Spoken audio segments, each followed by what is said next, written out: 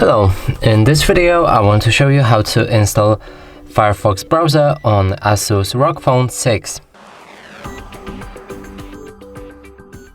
So in order to do this, let's open our Google Play Store. Next is to find the Firefox,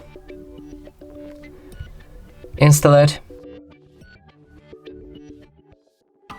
After installation process is complete, you should be able to open. From here you can customize your browser, so pick a theme, choose your toolbar placement, change always on privacy settings, synchronize Firefox between other devices by signing up, read the privacy notice, start browsing. Here let's open any website, and as you can see, it works perfectly.